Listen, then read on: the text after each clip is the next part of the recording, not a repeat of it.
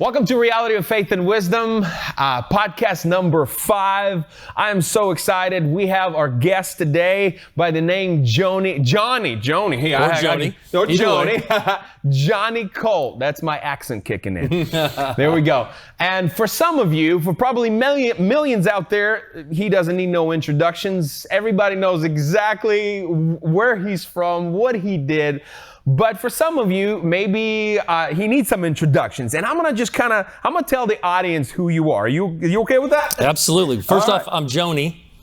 I'm happy to be here.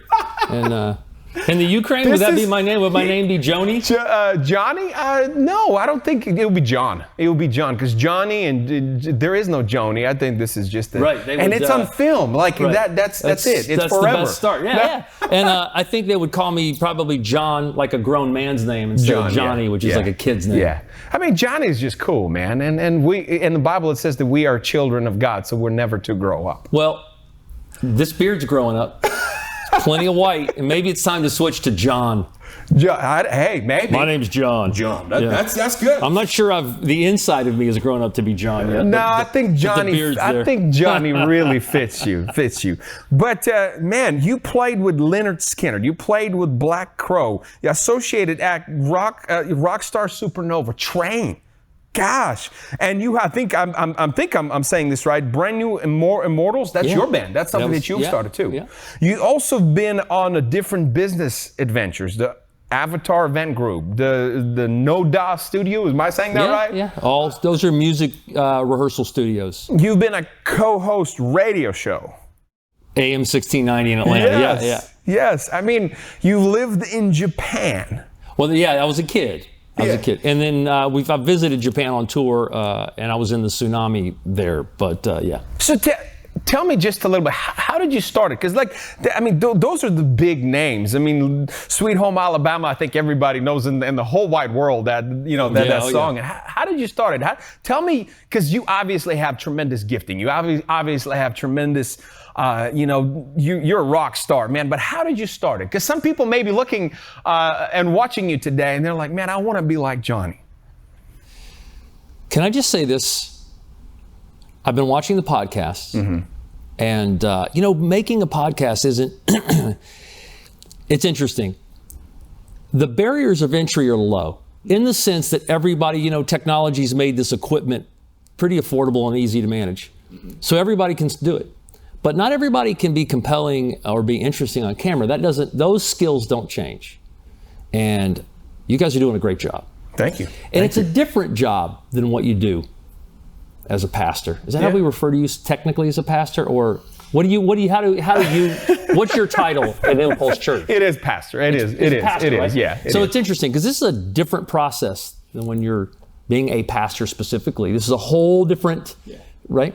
And you're doing a really, really great job at it. Coming from you, thank you. I received that. But I want to give you a tip. Absolutely. Can I give one tip? This is for the technical man behind the camera. These pivoting chairs are not a great idea. How weird does this actually look on camera, right? It's a little disturbing. What if we do it together? We're nervous. What if we do it together? So when we start, we're all nervous because we don't know what to do with our hands. I didn't matter how many times you do it. And who can't stop doing this? This is what I got in trouble for in elementary school nonstop. Johnny, can you sit still? I can't sit still. So, okay. But starting with elementary school, see? How do you like that segue? That's very professional. Speaking of elementary school, Skynyrd. You asked me about Skynyrd. Yes, absolutely. So it's sort of in reverse. Skynyrd is the last band I played. Yeah, 2012 to 17. Yeah, is that right? Yeah, I've stalked you a little bit. Come on. So going backwards, I moved down here to Santa Rosa Beach. Last couple of years I was in Skynyrd. I've been coming down here for the last 20 years. I'm from Atlanta. Yeah. But the way I joined Skynyrd was I was actually working in the journalism field as a conflict journalist. Oh, wow. Okay. I see. I haven't found that yet. So I guess I haven't. I spent about 3 years. I started, I was always an independent, but I ended up working through CNN on certain projects at certain points through the iReporter section, and then started doing some fully produced segments. But the cholera epidemic in Haiti I covered, the Kyrgyz-Uzbek conflict In 2010, I was there for that. I covered that. I was in the tsunami in Japan. I got there about 4 days after it happened, went to the epicenter. I went to Nauru, which is out past Papua New Guinea, to report for CNN and things of that nature. So it's like a climate disaster or some type of conflict, military conflict, something like that. I did that for about 3 years, and Skynyrd saw me on the news covering being chased by a police helicopter wearing a gas mask in a boat during the oil spill here. Wow. And they saw that footage, and they lost their bass player, and they saw that footage, and they're like, wait a minute, isn't that the guy from the Black Crows? Bro, the Black Crow, yeah. What's he doing out there? And they gave me a call and said, why don't you stop, putting yourself in harm's way and come join the band? Yeah. And I had no intention of joining the band, but out of respect to them, I went to visit them in Nashville in the studio. And the second I met them and realized, oh, wow, wait a minute, I'm sitting here with some of my earliest records. Yeah. I was like, I mean, they go way back, absolutely. Yeah, and 80s. they were incredible guys and incredible people. And so I ended up joining and having to resign from the journalism piece of mine. Wow. So that just kind of journalism became a weird phase after that. I thought that's what I was going to do. Yeah. And now you're a teacher. Yeah, it's amazing. I mean, you have abilities in that because to work with teenagers, that's a lot. Yeah, it's a lot, but it's also, if you would, I'm a person who made it through. I think I got a GED, but I made it through. I think being a sophomore. Hey, we have something coming. I got GED as well. Yeah, right. So I think I completed 10th grade. So school wasn't for me. So it's interesting that I find myself in a school environment. Wow. However, I do teach at a very progressive, extremely forward-thinking private school here in Santa Rosa Beach called Ohana Institute. And for those people who's here, this is something that it's here in Walton County. Ohana Institute. Ohana Institute. It's down near the Rosemary area, and it's incredibly progressive. That's awesome. The husband and wife who own it is also in the educational software business. So we're a bit of an incubator for sort of progressive ideas. Yeah. And progressive or crazy is the term you use for people that would actually hire me to come in and start teaching. Well, I don't know. You have some business. I mean, all the entrepreneurs have this self-propeller that just turns on, or they have to turn on. And seeing your life, I mean, you've been always going on these ventures, man. I mean, starting different businesses, even journalism, bands, and I mean, you have this self-thought propeller engine that you just turn it on and go. I mean, that's because not people have that. Some people just like the 9 to 5 or 8 to 4, So I admire you because I'm the same way. Yeah, I certainly don't consider one style of being sort of better than another. Teaching is nice in the sense that I have grading and things to do, but it's not the worst thing. It's the first time I've worked, I think, in probably 20 years plus where I'd actually own the place where I work. Yeah. In some way, you know what I mean? Yeah. And that's pretty cool, actually. Like I go to sleep, I'm not carrying liability. I got to get up and do a good job, but I go to sleep not worried about what is going to burn down kind of thing, which is kind of cool. That's a nice change. So when it comes to the idea of being driven, propelled, I think what I was lucky enough to realize early on was it's not, everyone will talk about talent. Mm-hmm. Yeah. The only thing that I've been lucky enough to meet some extremely talented people. Yeah. The thing I see in the talented people that I met, they work harder than anyone else. Yes, absolutely. Now, there are those people that, real talent is when you do all that work and then you become a true game changer. You really do see Picasso. You see the world in a different way, right? And you bend. But those peoples are few in between. That's what I call talent, and those are few and far between. Yes, right? Absolutely. Everyone else put in the hours. That's true. That's true. That's been my observation. I've never considered myself to be... Because people like comfort. That's what we're clinging to. That's what we love. I mean, majority of American people love comfort. I love comfort. Knowing that, hey, But my comfort is work. That's where I'm comfortable.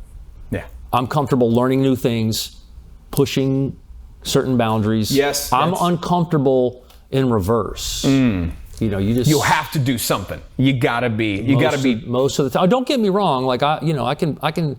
Well, this my wife would argue. I was about to say I can turn on Netflix like anybody else. Actually, that's not true. See, no, that gives I can't. It gives me stress. That's traumatizing. It gives me so much anxiety. When I get on the series and start watching it, at the end of the series, I'm like, what did I have accomplished? Yeah, nothing. Like, oh my God, I just wasted 20 hours. Yeah.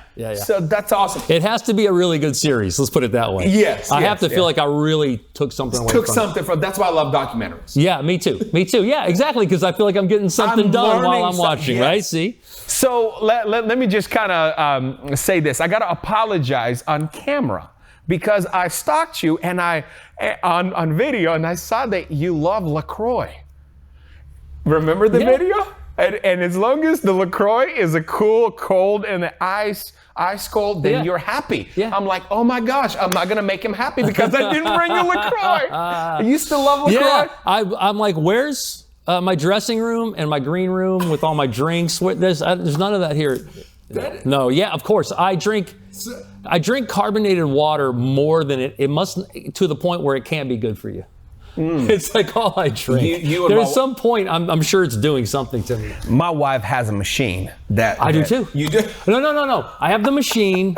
Okay. The bottle and you put it in the CO2. Yep. I've got that. That's my backup. Okay. In case any of my cans, my bottles, I run out, I've got my machine. Okay, so I'm sorry, man. I will have to mail you a box of LaCroix. No, I had a friend who set the carbonated water archetype. Well, the reason I drank so much carbonated water was because I just stopped drinking. This is a million years ago, but I stopped drinking soda. But I was just the carbonation, and then not drinking beer or alcohol of any kind. It's all carbonation that I love. It is, yeah. The other thing is, I don't go out as much as I used to. But when I would go out, as a person who doesn't drink, I always have club soda. And everyone's got a drink. It's a social lubricant. I'm not begrudging anybody that. I just can't do that. So I would always put a little bit of orange juice, a little bit of cranberry in my carbon, because it looks like a drink.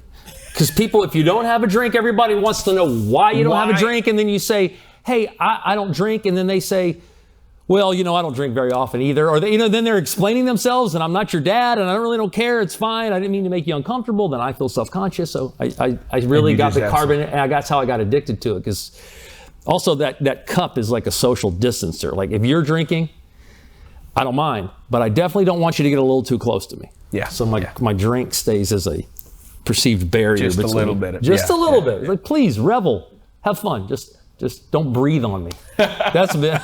we're trying to stay away 6 feet. Speaking of breathing, yeah. So I'm just going to say this, that this podcast is all about faith and wisdom. Yep. And I say this, faith and wisdom and understanding of life is found, my beliefs, is found in the Lord Jesus Christ. In love, in understanding of who God is. And, I've been sitting and I've been thinking about when I talked to you on the phone and you said, you know what? I don't want a prep to this podcast. I want this to be raw. I want this. Don't ask me any question now. Ask me on camera. On camera, yes. That's how we make magic. And I was sitting and I was like, Lord, what am I going to ask Johnny? Because I don't know your background as far as where you at with Christ, with God. I know you've been to our church a couple times. I've seen your awesome lime green truck that I love. I know you don't like lime green, but I love it. So if you don't want it, I'll buy it from you maybe one day. And my question to you is where you are with God, where you are, maybe let me phrase it this way, where you are with Lord Jesus Christ. Like where is your journey? Because obviously I know there is a struggle in your life. Or there was a struggle in your life, right? I know just a little bit. I know you stopped drinking. Obviously, you've struggled with that, right? Me too. You know, I'm not saying, I'm never pointing out fingers, because there's many traumas that happen in my life. I quit smoking, I quit drinking, I quit using drugs, I've been in jail, I've been sexually abused when I was a kid. I mean, I can go on. I've been a porn addict. I can sit with Jason here at the 12 Life group every day if I have time. So we all have our issues and we all have our problems. But where are you at? Where are you at in general? I want to hear your story. I want to hear your story of struggle. I want to hear where you at with God, because I want to hear your heart. I want to get to know you a little bit more. Is that too big of a question? No, I can break that question down into pieces that I think will be digestible. So let's do it this way. Let's do it sort of narrative style. So I grew up going to Baptist church. Actually, my father was Catholic. I was christened, I forgot what they call that. It's not christened in Catholic, or is it? Baptized? Or? No, not baptized, but I think it's christened. Okay. When you're a baby, they do the ceremony. Yeah, they sprinkle water. I do know what that's called. I'm just not retrieving it right now. That's okay. So, but my parents split up when I was about 6. I'm sorry. No, that's fine.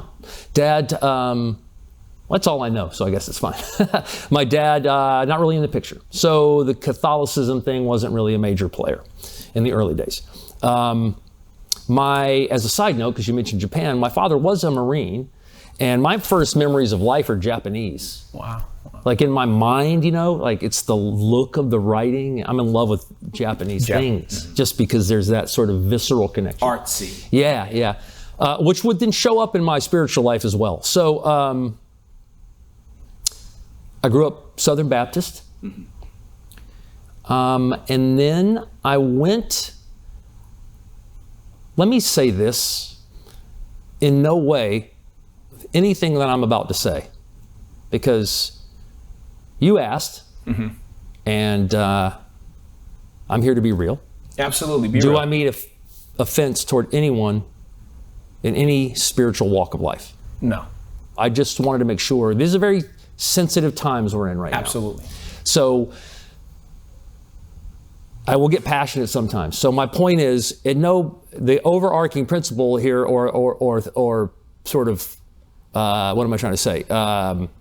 Covering liability is this: at no point do I intend, no matter what walk of life, if you're on a spiritual path of any kind, you have my applause. Now, my opinion of your spiritual path is a separate issue. Absolutely. Doesn't belittle yours. It's just my take on what I see, or what I've seen in my experience. So here's the thing. My grandfather took me to church. Sundays were a great time. Grew up with just my mom, so that was my family time. I spent a summer, my father converted to becoming a Mormon. Wow. So I flew out to see him and his new family. He married another woman, eventually 4 different kids, half-brothers. So a period between when I'm 6 to 12, maybe 9 years old, again when I was 10 or 11. So I went to Provo, Utah. I went to the Tabernacle, and I guess I was just at that age where I was beginning to critically think. And I was handed a copy of the Book of Mormon in an animated version for children. Oh, wow. Okay, I've never seen that yet. So I read that story. And that story, I simply couldn't buy that story. I had a particularly difficult time with the idea that in Missouri, now again, I could be mistaken because I'm no expert, and this is a long time ago, and I haven't bothered to do much research in that particular area. Yeah. But the simple idea that golden tablets were found with Arabic writing with a special pair of glasses in the middle of Missouri, that's enough right there. That was a problem for me. I don't know why it was a problem. It just was. And then when I came home and went to church, and you started to tell me that, hey, no one has ever passed away and come back to life, except for that guy, and he died, and 3 days later he came up and then he ascended. That started smelling funny to me. It's like, that seems weird. Why? I don't know. It was just more like a secular thing. Yeah.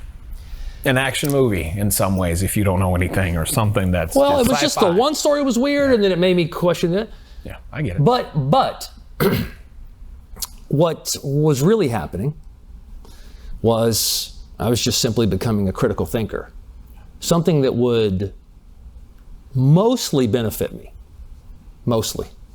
Not always, but mostly benefit me in the future, because it's that same ability to critically think that gives you the ability to deconstruct music, gives you the ability to deconstruct art, to deconstruct language and poetry, and it's the same lens. I used to come down on myself because I would doubt so much. But the nice thing now is I've learned to accept that part of me and realize that that's part of how I'm wired, and that my spiritual life is the highest version of who or what I'll ever be, and that I'm accepted by my higher power, by God, in totality, which means that this critical thinking or doubting is not a problem. It just is. So just manage it. Does that make sense? I don't want to be too esoteric. No. It's like, okay, cool. I'm always going to think like this.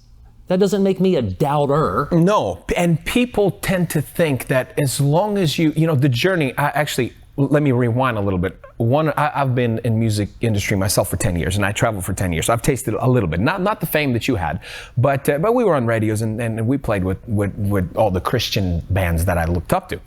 And one of our drummer, he was Catholic. And when I gave my life to God, I changed. And I was battling a whole lot of demons in my life. You know what I'm saying? I still had addictions, this and that. But I was so fervent. I was so on fire. I was like, Lord, I want to get all these things. And I was black or white.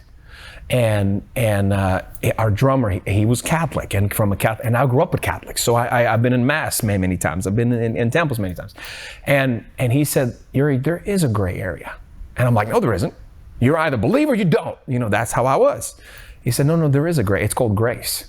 Sometimes it begins here, and you might not believing, might be doubting, might be thinking whatever you're thinking, but sometimes it takes a life journey. Sometimes it takes years. And that's why right now my life verse is Philippians 1:6. The one who started a good work in you, God who started a good work in you, will finish until Christ come back, until the end. So sometimes the spiritual journey and growing and understanding and believing takes a lifetime. Majority of pastors want to say, we got all the keys. Here you go. You can unlock, you can deal with everything. And that's BS. I'm gonna be real. Because the reason why I started this, because I realize it takes sometimes a long journey, many years of overcoming your issues, overcoming your thoughts. And the Bible says, as men think it, so is he. So whatever I think inside, that's the real me still. And so, and Jeremiah said to God, he said, God, you were a spring that failed. You were a spring that failed in my life. So it's okay to look at God and sometimes, God, I don't understand you. It's okay to look at God and say, I have no idea about the Jesus stuff, the resurrection, this and that. But as long as you're on the journey and as long as you have that open heart, man, God will bring you to the people, because it's all about love God, love people. Right. You said what brought me to it's not really just my own gifting, is knowing other people, is being connected with the ones who has talents. Yeah. So I admire your realness. Be real. Please be real and continue with your story. I just wanted to. Yeah, I'm going to try to stay cohesive on a narrative instead of launch off onto the stuff that we'll do both. But yeah. for the viewer, because there's straight to the Christian mystics is my strike zone, if you will. Yeah. And we can just start going right off. But, yeah, absolutely. So it went like this. I ended up always search for meaning, highest self, spirituality, doors of perception. And I began to study Shaivism, but it's yoga. I traveled to India. Wow. The real spiritual work started, though, when I became sober. I mean, That's without something. clear mind and a consistency of behavior, I personally don't think there is spirituality without a clear mind and consistency of behavior. Only until the lens is clear can I interpret what's coming through. Yeah. Does it mean it's not coming through? My lens isn't clear? Of course not. The sunlight of the Spirit, as it says in the AA book, you're going to hear me refer to AA quite a bit, but that light is always shining. How clear is your windows? So I got to work trying to do what I thought would be the window cleaning. And that's not a glamorous job. You know, I started off with, you know, the yogis with dreadlock. They look cool, and they could do, you know, like it was like the same way music was appealing to me. Yeah. You know what I mean? I Yeah, went to yeah. India, and George Harrison, and you know. But then you realize eventually, I ended up in not only sober, but in heavy psychotherapy, because I realized it's the cleaning of the window that has to happen. So there was a lot of heavy intrapersonal lifting that needed to go on that I really was, frankly, I didn't consciously know I was avoiding it, but that's painful, painful stuff. And I was navigating around it to try to find that sunlight of the Spirit to make that pain go away. Eventually I had to go right into it. And it pinned me to the floor. And I had a very difficult couple of years, very difficult. Socially, emotionally, it was really hard. And I didn't think I was going to come out of it. There was a period there where it felt literally hopeless, but some really amazing people, because it is about people and it's about love, as you said. Absolutely. And some amazing people helped me bridge the gap. And Jason Newsted is one of them, who I know from the program. But I come to Lifeline meetings on Thursday nights at 7. 7. Yep. Yep. Come absolutely. join us. Yep. Right here. In this office. I had promised Jason I'll plug it. Yeah. Absolutely. But no, he was huge. My sponsor, something you have when you're in the AA programs, kind of a mentor. Frank Clark, these people, and a lot of people in the program, a lot of people in Lifeline, they all helped me get over this hump. So I tried lots of methodologies, right? And having some issues, like I said, not just social emotional, but, you know, attention issues, having anxiety most of my life and some things like that, which was something that I railed against. A lot of what you see with the career is me constantly having to be courageous and get past my fears, fighting and fighting and fighting. That'll preach right there, man. Right? Eventually, the fight, the fuel source, which deep down was actually anger, because it was fear, right? The secondary emotion, anger behind fear. So that anger, dad, this, that, fear. Fear, man, that's my number one thing, fear. That's Lots of fear. So I kept railing against that fear to prove that I was strong enough and courageous enough until that fuel source just ran out. You know what I mean? Yeah, that kind of anger, it's not sustainable. Doesn't matter how much, and the problem was, parts of my career, I was very successful with that sort of dark energy, which reinforced using that kind of energy. So it was very hard to change the spark plugs. You know what I'm saying? It was like, and it was scary. Like, what's life going to look like with love? Wow. What's that going to be? Who am I? Yeah. Well, I'm a family guy who loves teaching kids. That's who I actually really am. After all the stuff I've done, the person I really am is a person who loves to teach kids, loves to draw, loves to paint, loves to be with his family, loves to be in community. You found just what you love. People. I found myself. Now,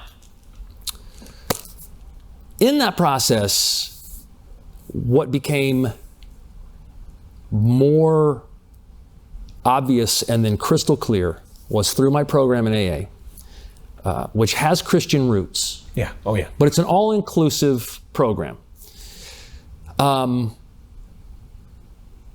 tool of prayer is what changed the game for me.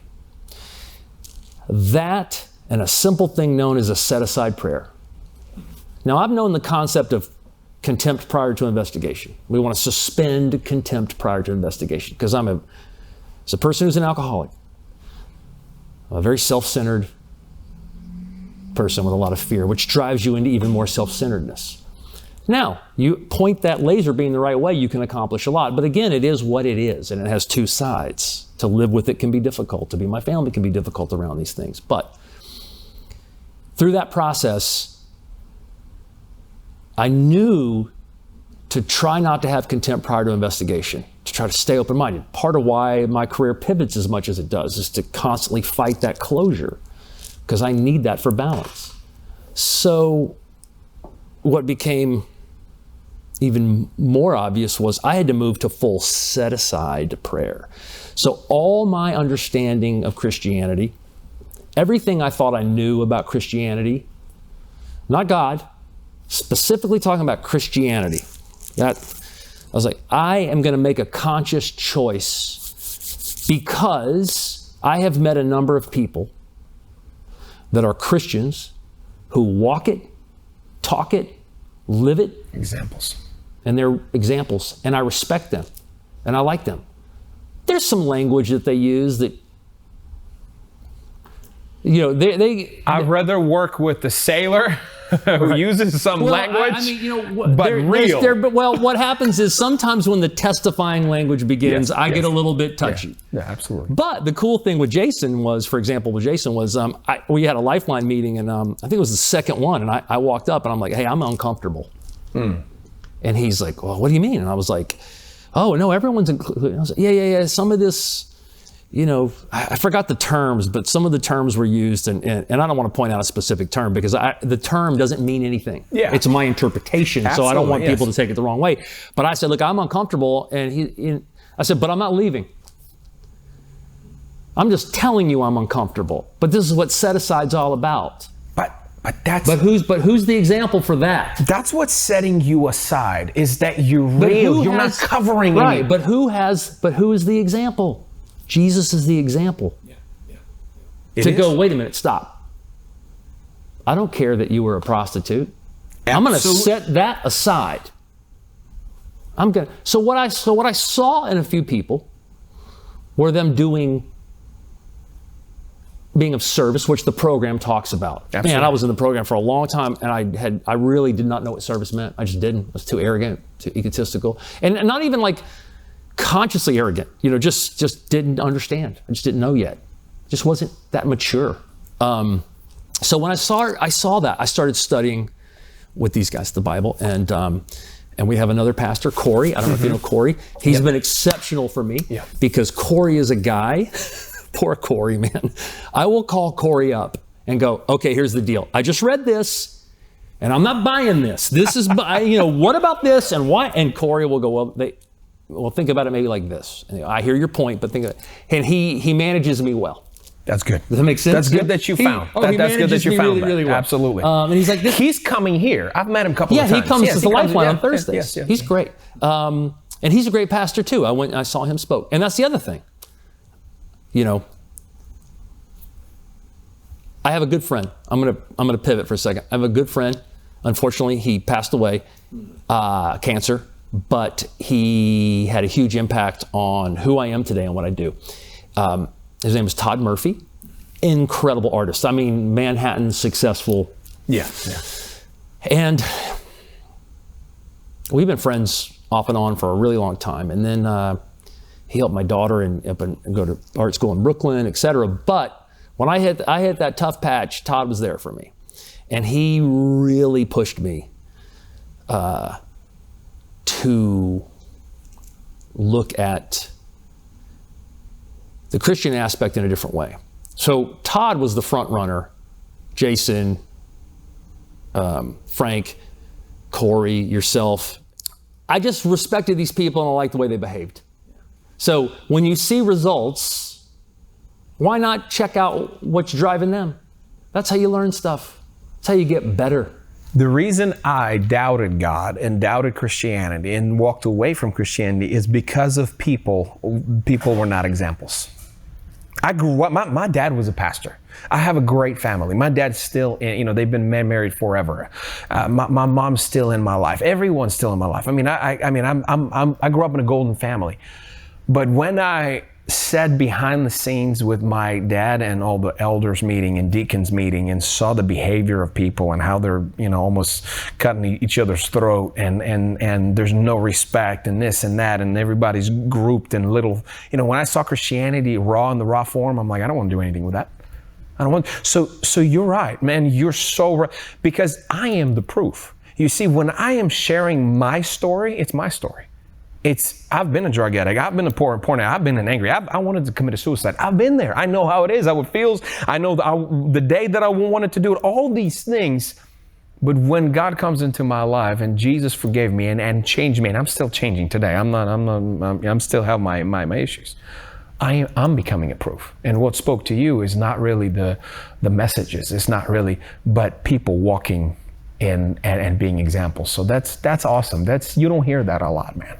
One of the other things, to your point, is, I appreciate you saying that, first off. And second, one thing we learned in the program, and the truth is, for me, I'm a practical guy. I like practical things. I like things to work. Yeah. Yeah, absolutely. And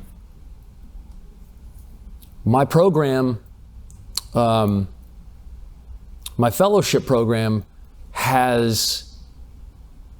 it's the spirituality of it has genuinely begun to dawn on me, which has then kind of coupled me, if you will, to take its Christian source much, much more seriously.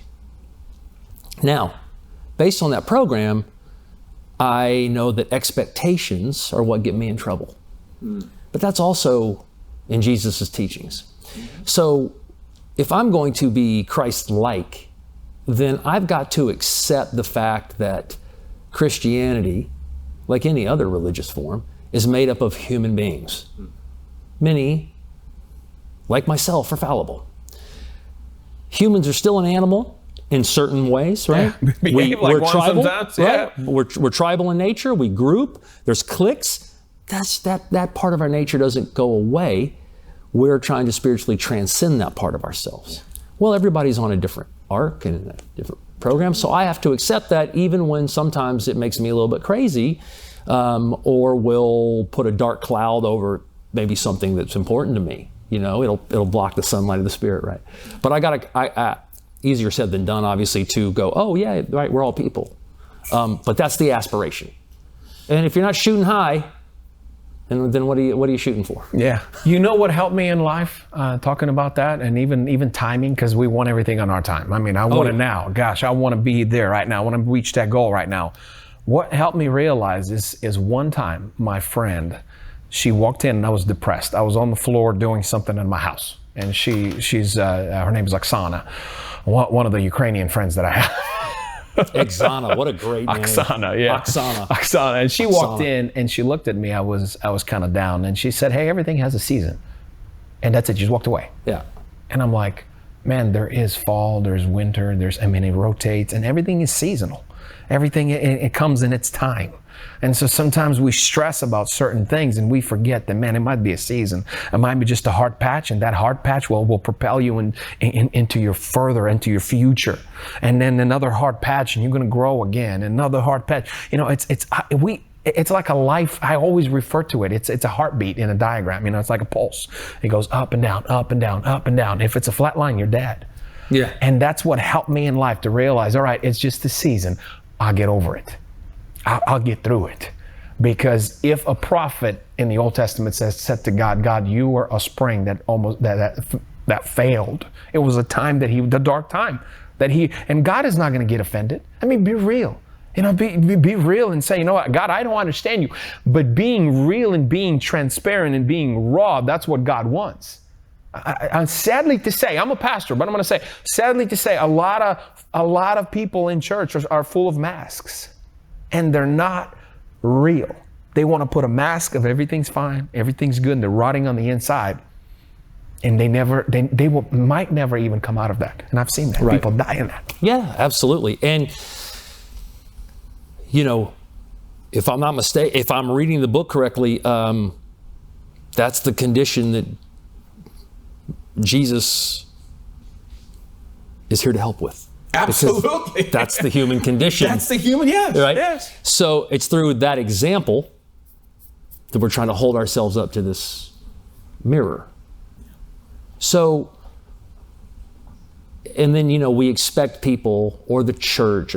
So I'm going to jump back to my friend Todd. Absolutely, go ahead. Who is the artist who was Catholic. Todd really talked to me about Thomas Merton, and I'm a fan of actually Thomas Merton's writing. And again, the Christian mystics are really the part that is the coupling between my past spirituality for 20 years of hard studies with the Swami and stuff into Christianity. So Todd passed, he had asked me to meet Father Michael, who is... Schwan? Father Michael Schwan? No, here. And St. Rita's. St. Rita's, Thank yes. God, I'm embarrassed of it. Okay. Father Michael's fantastic. Yes. So I go to St. Rita's. Now, I went to St. Rita's to meet Father Michael, and I get there, and a woman who works there is a super nice lady. She used to be at UPS. She used to help me a lot and go out of her way. Couldn't have been friendlier to me, couldn't have made me feel more comfortable. I felt very awkward going there. Yeah. But I went for Todd, not for me. Todd wanted this for me, so I said, I'll go. I set aside. I can just give you a list of things I don't agree with the Catholic Church. Right now, I can just bing them off. I'll give you 10 items in a row. But again, that's not actually the point. So when I went in, out of respect to Todd, the first person I run into is my friend Herb, who's 88 years old from the program. And I was like, wow, this feels like I'm supposed to be here. So I go sit with Herb. Went to Mass. I don't know what I'm doing. Standing up, I'm sitting down, I'm kneeling. I'm like, I don't know. Yeah. I'm like, Herb, what are we doing? Anyways, I felt comfortable being in there because of the iconography and things that I recognize as church. Because when I would tour Europe in bands, I would go into every church I could get into. They're beautiful. They're beautiful and they feel amazing. Wow, yes, absolutely. And you just feel peaceful and all these kind of things. Anyways, so I went to church for a little bit. Lots of stuff I don't agree with. But there's lots of things that I do agree with. So that was a great experience. Pandemic started. I'm not a member of that church. I didn't take communion. I'm not confirmed or whatever they do. And that's okay. I don't need the title. I don't need to be boxed in a box. Yeah. I don't need to not be boxed in. Yeah. I don't need to be boxed. It's literally neither here nor there. In the way you do have to find your tribe. In the way you do. And you found with Jason and other people that speak life into you. So So there's that experience. And my point with that was, again, I gained a lot because I was willing to set aside and actually even go around my own sort of, things I absolutely didn't agree with. It's like, let me just walk in these shoes for a minute to see what it is. The woman who worked at the church, who was so helpful to me, because eventually I had a Mass dedicated to Todd and she helped me set it up. This is I don't know her well, but she's a smart, interesting, professional woman. Why a woman would be a member of the Catholic Church, that's beyond me. But guess what? Doesn't really matter, does it? So if she's this fairly compelling person, right?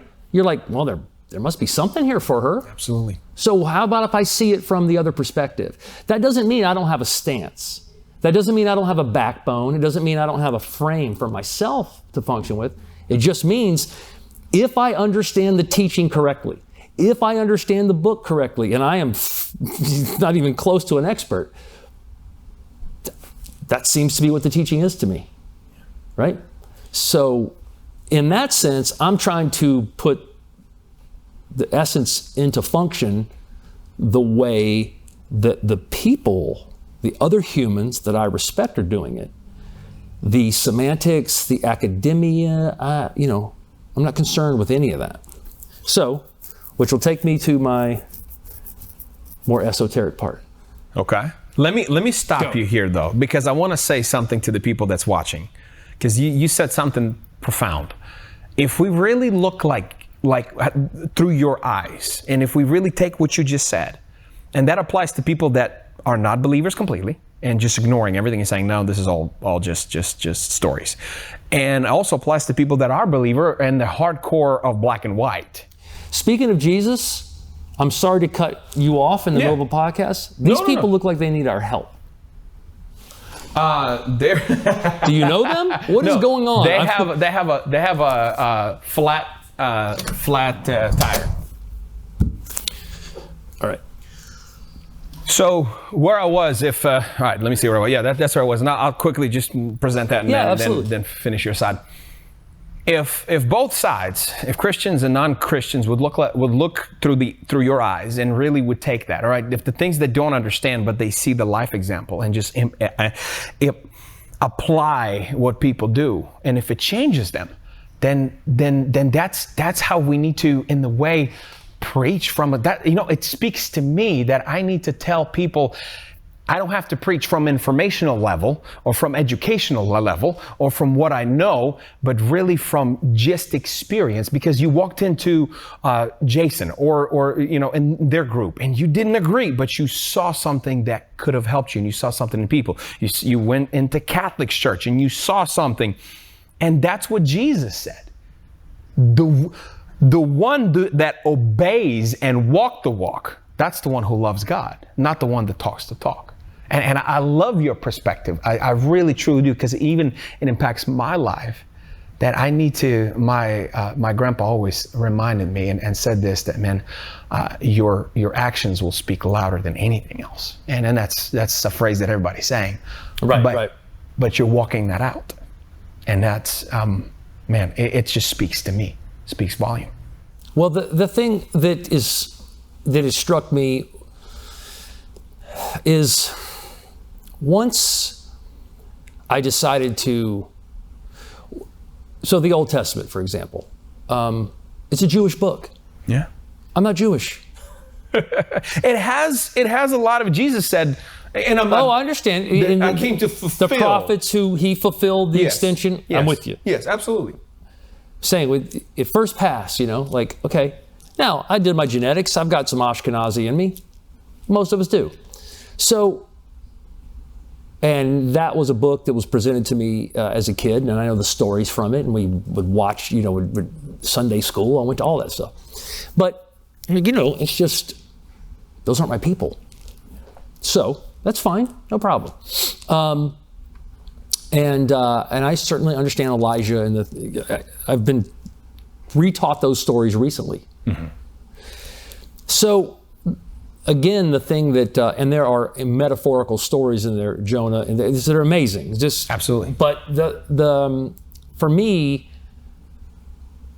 I guess my entry was this right here. I don't need the miracles. As a matter of fact, they're in the way. Mm-hmm. I don't need the resurrection. And I understand that that's kind of the pillar. It is. But here's the thing. I understand. But you also can't separate, in my opinion, the context from the teaching. Jesus is many things. One of them is a serious revolutionary. Absolutely. Fighting with a brand new weapon, love. Mm-hmm. Contextually, historically, of what we know, that's a weapon that had never been used before. Not like that. Not on a large scale like that. So, the thing is, his behavior, it's not even a question of doubting. It's a question of using the tools, having self-awareness to be able to deconstruct and distill any information to a place that it can speak to your actual heart. So for me, there are many things that people absolutely define Jesus by were things that were actually getting in my way. So it was important for me to, once again, set them aside and go to the parts that made sense to me at the level of evolution that I have at this time. Yeah. I've down enough paths to know that I got a long way to go. So I don't have to think that every moment I'm in is the moment. Yeah. My understanding is going to change. I'm aware of that about myself. So the question is, how do I make today work? So the door is open. The door is wide open. Lord, change. Yeah. So, but what matters to me is,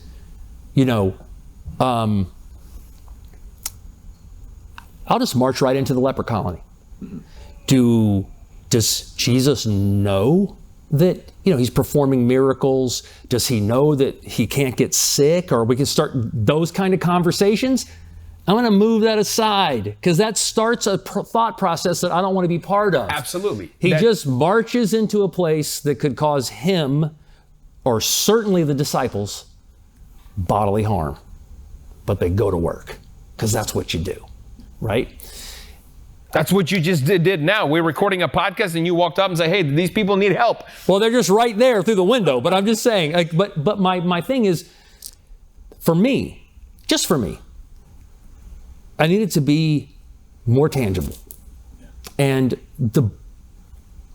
so many stories are filled with all of that, Now, and Johnny, I've seen Christians that Jesus becomes almost just a miracle maker, or Jesus becomes a miracle. And as long as they have the miracle in front of them, they're fine. And so Jesus is not just a miracle, he's a person. And he's not even just a person. We need to see him by his action and what he did and what he presented to all of us. So I've seen people go to the Word, only the Word and nothing else, or go towards the miracles and nothing else, and we don't see the whole picture. Right. So, and in order for us to change, and in order for us to, even my life verse, the one who started a good work in you will finish it until Christ come back. Man, I have to start seeing everything. The bird's eye view, the miracles, what he meant, what he said, even the resurrection. I mean, I even if you don't understand the resurrection, it's okay. We're all in the different seasons, but Jesus came to accomplish that to conquer death, and that's why we have eternal life. That's what I believe, and so it's okay even that we can disagree and not be enemies. Man, right. That's something that, why can't we come together and have, all right, you're maybe on a little different path, and eventually God who started a good work in you, he'll finish it in you. It's not up to me to finish it. Right, and what my thing is, I'll try to be succinct. When I was studying yoga, and it makes all kinds of spiritual promises, as Christianity does, not dissimilar, but, I thought it'd be cool, man, those guys meditate for so long and they have these experiences and they levitate, those are miracles in that world, and those were things I was interested in. So at that point in time, had I been underneath a Christian umbrella, if you will, I would have been looking for miracles. I just transitioned into a space in life where I'm looking for the practical. So therefore, I can never separate myself, and neither can anybody else, from seeing the narrative through my own lens. It taints everything. So all I'm ever trying to do is expand my peripheral by setting aside. That's why set aside prayer is so powerful. It helps me take off my goggles and try to see it. Beginner's mind is what they say in Zen, right? Beginner's mind, just what was intended. Be still and know that I am God. Right. That's just be still. The stillness and meditation and prayer. I believe in prayer because I believe that prayer. Let me say this. It's not that I don't believe miracles happen, because I actually do believe miracles happen. I think I'm a miracle. Right. I, in my own life, feel like I'm a miracle. Yeah. Also, we take things for granted all the time. You may know this. I don't know how electricity actually works. No. I know they taught me something in school about atoms, but I don't really know. But when I flip the switch, the lights come on. Come on, yeah. How does that even happen? So for me, who doesn't know the mechanics of that, that's technically a miracle. If I don't exactly know the details of how something works, that's a miracle. It's still a bit of a miracle, right? I don't know how my body functions. Right. In my personal life, yeah. And guess what? We're still figuring out the body. Yeah, absolutely. So I'm not saying that Jesus didn't rise from the dead. I'm not saying that. I'm not saying that he didn't feed all those people with a handful of loaves of bread, and I'm oversimplifying all these. I'm not saying that. I'm not saying they didn't walk on water during that storm when Jesus is asleep. I'm not saying any of the miracles don't happen. What I'm saying is what I like, what I'm identifying with, what I'm connecting to, and what I'm allowed to connect to is the guy that's so asleep on the boat that he's not waking up is because he's been helping people. Define that however you want. Pulling down high spiritual energy, using his Father's power to heal people. He's putting in the work. And isn't that where our conversation started? He's putting in the work. Yes. To the point where he's down and out.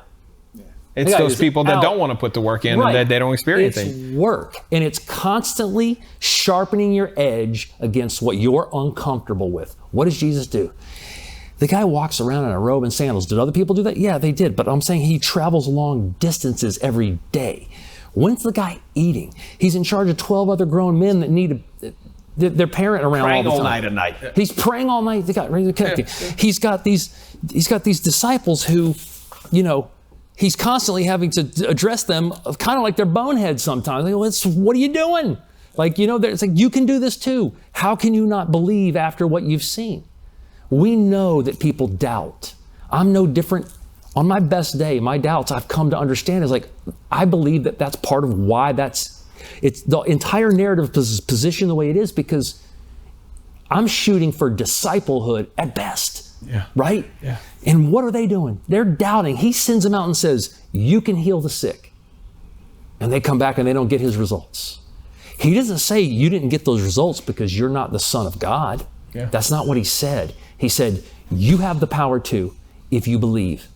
Am I incorrect? That's Absolutely. The message. Absolutely. He is saying to me, I have the power to, if I believe. Yeah. Which brings you to faith. Now, faith is an interesting word. Oh, we can start another podcast right here. And I won't go down that road too far. But what I will say is, dancing around faith has been interesting when you have sort of my particular makeup. But again, let's go back to the examples.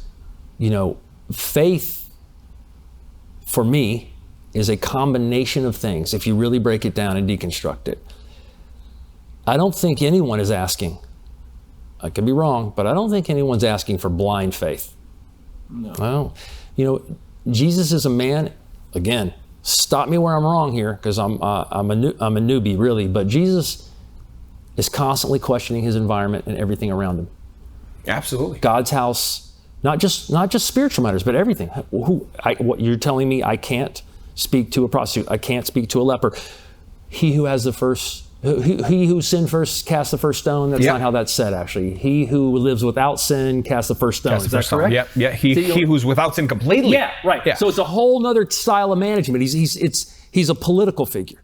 He's a revolutionary figure. He's the Son of God. He's a spiritual figure. He's a father figure. He's all these roles. Okay, it's not. And he's got 12 crazy kids. Got 12, yeah, all operating in these different mechanisms, and which are really the 12 houses of humanity, right? Each one's got a different personality type, and we can all kind of find one that we connect with. The thing with faith is it's about a combination of education, no contempt prior to investigation, and understanding that even in the basics, like our bodies, we don't know everything, and things happen. Things are happening by a divine and higher force. If you put those three things together, then you have an operational, a modality for faith that is both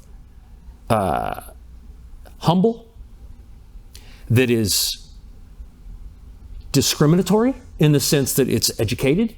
It's using the best of the senses that God gave me. My ability to think, right, is one of the things that separates us from the animal species, right? That's divine in nature. Has to be, I guess. Absolutely. Seems like a smart point of view, right? Yeah, absolutely. Seems reasonable. So we don't have to throw out our reason to just blindly follow. It needs to be, in my opinion, Jesus is an example of a person who questioned everything.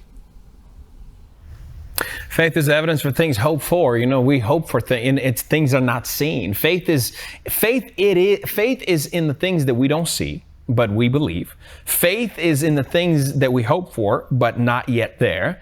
Faith is in love, because sometimes we choose to love even though we don't want to. Faith is in seeing someone else's walk and you know what, Lord, I want to walk like that, but maybe we don't. We're self-doubting and not believing. Faith is in everything. Yeah. And in education too, because Jesus was educated. Jesus knew the Word of God. Jesus knew what the heart of the Father is like. So everything he said, everything I do, my Father does. So I agree with you. It's in every element. But I guess But it's also, if one of the things about Christian doctrine is that if it doesn't say this overtly, I feel it's completely implied, is that my faith will, on a regular basis, be confirmed if I'm approaching faith properly. Mm-hmm. And that's a key word, I think, properly. Because faith is such a loaded word in the doctrine. I have to approach it properly. How would I approach it? I would approach it through the model. I'm told to pray a particular way. Absolutely. Okay? In private, not out in front of people. That's what you said. Alms, yeah. Not like the yogis who put their arm above their head for 10 years until it dies to show they're transcendent of this. No, just walk back, have your conversation. If I go back and have that conversation, it will yield a result. That's what I'm promised. And you know what? I said, okay, too many people have had success with this. This is what I mean. This is the discriminatory self. Okay, where's the proof? That's the skeptic. The skeptic is where's the proof? Where's the proof? Okay, let's back off the skeptic and go, cool, let's be smart. Where's the quantifiable result? That's different. I got too many people being successful with this tool. And Jesus says this is a tool you need. Yeah. So, okay, cool. I'm going to try the tool for a while, right? For a reasonable amount of time, something that makes sense. And I need to do it the way I've been told to do. I need to follow instruction. In that sense, I need to be obedient. Under that lens, when I do that, it yielded a result. Therefore, my faith paid off so that I can reinvest in the next stage of faith on an evolutionary track. If I don't get that payoff, I'm either not following instruction or I'm blindly following something because that's what I was told what to do. And that's not the type of sheep, in my opinion, that Jesus is the shepherd of. Or if you're expecting time to be on your time zone. You know, exactly. That's how it is. Like Jesus has the right to not answer your prayer. Yeah. That whole concept, right? He does. He surely does. I mean, right. But that or he'll deliver you something else. Sometimes it's not what you want. Not answering is answer because you realize that, you know what, wow, now I see it from a different Yes. So. That's my point. So when you move incrementally, like you would learn an instrument, like you would learn a martial art, like you would learn anything else, you wouldn't, you don't have faith that you're going to build a motor for a car. Well, people want to come from no faith to have a supernatural faith, and what you're talking about is just a little tools. Right. Apply, and eventually you'll build a car. Right. It's called faith. Yes. Yeah, that's going to run the way you want it to run. It's going to run properly. It's going to run fuel efficient, or it can be an electric car or whatever. And it can be different versions because we're all not quite the same. No, we're not. And I feel in the teaching that Jesus is celebrating two things at once. We're all divine and come from his Father at our core, but that we're all also different. And that our imperfections are not imperfections at all. No. But they're the reality of the human condition. And that our idea is to transcend those. And imperfection can become a strength. I've seen that in my life. Of course you have. Because now, listen, I overcame something. Let me tell you how I did it and how God helped me. And now you're sharing. Now who are you going to listen to first? The guy who yes, absolutely. Haven't lived in the castle for all his life, had money, or the guy who struggled like me and you. Yeah. And went through a whole lot of hell and almost wanted to kill ourselves. I mean, you've been there. I mean, and alcoholics. And I relate to you because, man, I've been there. I've truly been there. The Buddha. Yeah.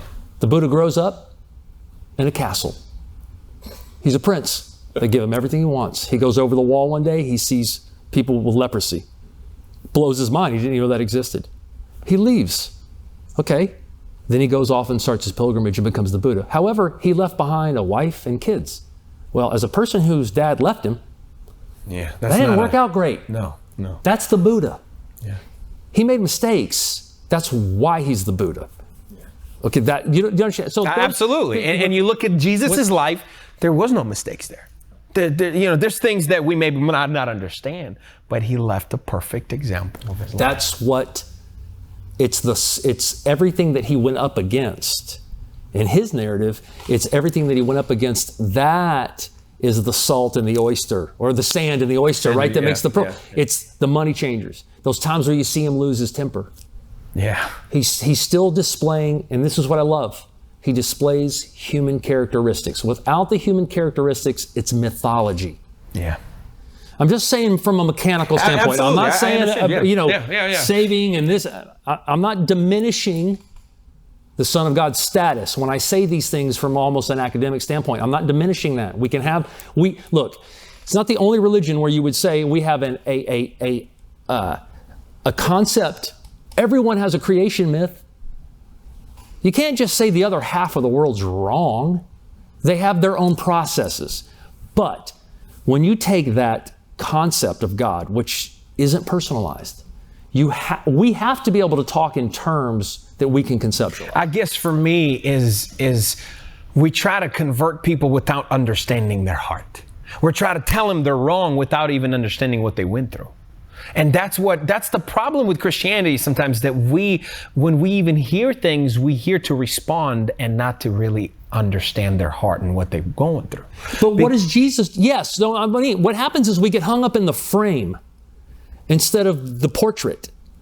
I'm just trying to look at Jesus, not the frame. Absolutely. Because Jesus would walk up to anybody from any walk of life, from any religious background. He didn't care. He saw what was in front of him. That's what I'm talking about. If we would be open to that, and really our heart and the whole, I would say the golden key would be love. And if we would love, we would come and with love, we would offer, hey, I'm gonna help you no matter what. If you even choose to be a prostitute, I'm gonna help you. I'm gonna get up during the middle of this podcast because somebody's changing tire. Hey, stop this film. Hey, let's go. That's what Jesus wants. He wants the love. And I believe, and that's what he says, because love will be the end result. The faith will fade away. Miracles will fade away. Everything will fade away. But love will be for eternity. Love will stand, will stay. And if I love humanity enough, then I will see the person standing in front of me, instead of me seeing versions of me and angles of me and my expectations. And these are some of the things that are core beliefs in the program of Alcoholics Anonymous, which translate right over to Christian doctrine, which we merge the two in Lifeline. Thursdays at 7. Thursdays 7, right here, right when we that was professionally done. This is a professional close. Here comes the end. Now I kick it back to you and take us out. And here's the end. And you have to keep that. This is the best. This is the best takes right here. Let me tell you, to just everybody who's watching this, and maybe you're doubting, that's okay. Maybe you're even thinking that God doesn't exist, or I don't even understand everything. That's okay. I believe the best thing what I took as a pastor from this awesome Johnny right here, that keep your door open, the door of your heart open. Find people who speaks to you not with their mouth, but with their legs and walk and what they represent, and let them be your proof about God. Until next time, I'm Yuriy, and this is awesome Johnny Colt. Joni. In the Ukraine, I'm known as Joni. I messed that up. That's it. I'm gonna call you Joni from now on, bro. Thank you so much.